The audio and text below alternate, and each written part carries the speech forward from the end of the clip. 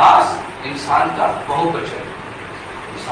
السلام علیکم ناظرین و سامعین، مولانا کلیم صدیقی کی گرفتاری کے بعد اب یو پی کے IAS افسر پر لگا تبدیلی مذہب کا الزام، جانچ کے لیے بنی SIT۔ یو پی حکومت نے IAS افسر افتخار الدین کی وائرل ویڈیو کی تحقیقات کے لیے ایک SIT تشکیل دی ہے، جس میں ان پر الزام ہے کہ انہوں نے اپنے سرکاری بنگلے میں مذہبی گفتگو کی۔ افتخار الدین 1985 بیچ کے IAS افسر ہیں۔ وہ فی الحال U P state road transport corporation کے چیئرمین ہیں۔ وہ 17 فروری 2014 سے 22 اپریل 2017 تک کانپور کے کمشنر رہے۔ ان کی وائرل ویڈیو اسی وقت کے کمشنر کے سرکاری بنگلے کی بتائی جا رہی ہے۔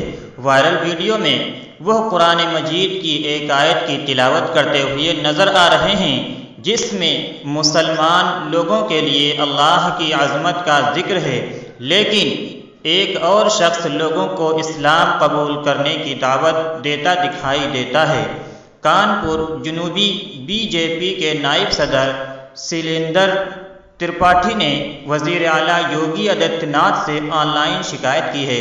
کانپور کے اسٹاف لیڈر بھوپیش اوستھی نے بھی اس بارے میں شکایت کی ہے۔ بھوپیش اوستھی نے وائرل ویڈیو کو ٹویٹ کر کے CM یوگی آدتیہ ناتھ کو لکھا ہے، براہ کرم خط کے ساتھ منسلک وائرل ویڈیو کا نوٹس لیں۔